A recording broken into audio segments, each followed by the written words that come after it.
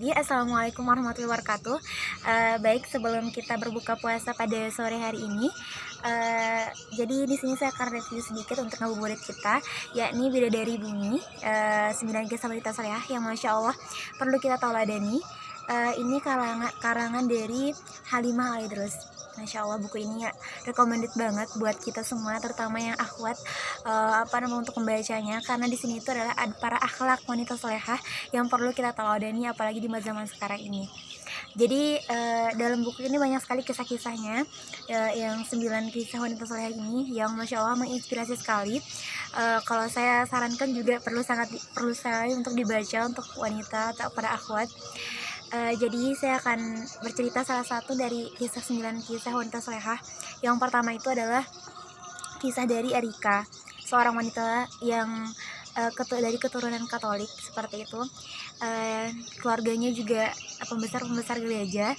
Jadi Erika ini karena belum tahu Islam, karena beliau itu tinggal di Amerika Serikat, dan beliau itu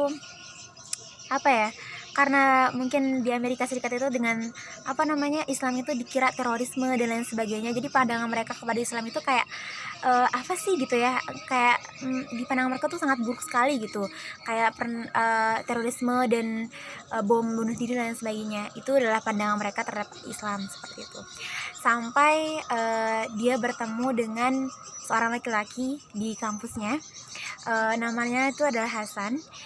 Beliau ini Hasan itu karena tidak membatasi pergaulannya dan beragama Islam, dan tidak membatasi pergaulannya antara perbedaan agama seperti itu. Jadi dia bisa berteman dan bergaul dengan siapapun. Nah, Erika bertemu dengan Hasan dan mereka berteman dekat dan selalu berdiskusi tentang agama mereka begitu. Namun tidak ada perdebatan karena ini saling berbagi seperti itu pengetahuan.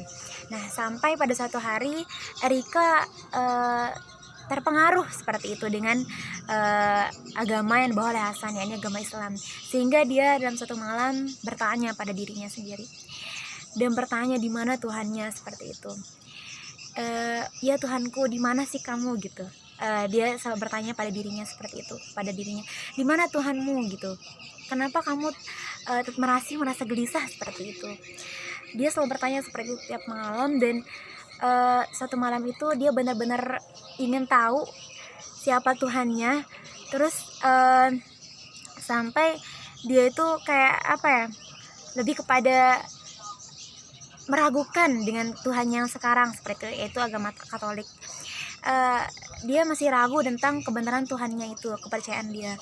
Jadi kemudian dia itu dalam satu malam dia bermimpi karena terlalu lelah memikirkan di mana Tuhannya, dan dia ingin petunjuk dari Tuhannya itu, di mana kamu gitu. Saya ingin kamu itu pertunjukkan dirimu agar kegelisahan yang saya alami sekarang itu tidak ada seperti itu.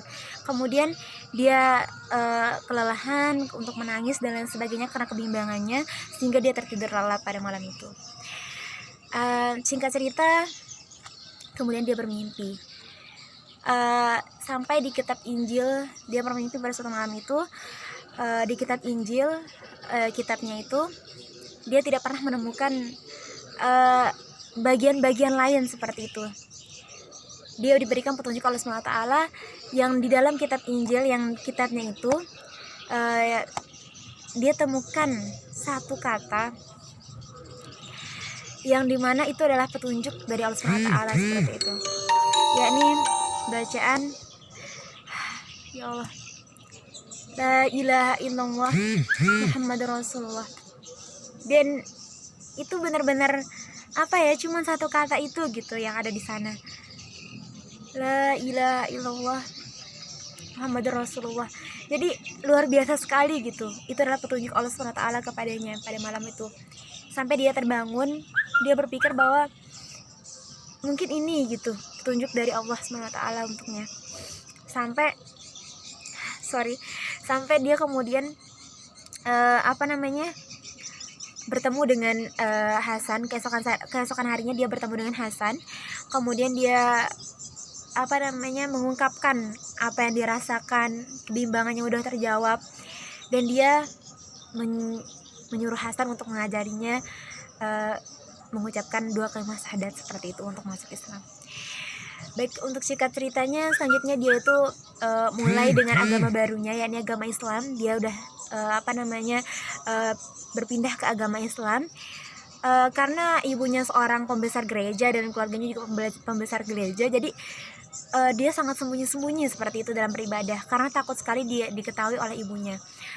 Kemudian karena takut sekali diketahui ibunya, dia tetap tidak bisa gitu menyembunyikan ibadah yang dilakukan sampai ibunya tahu bahwa dia berpindah agama ke agama Islam.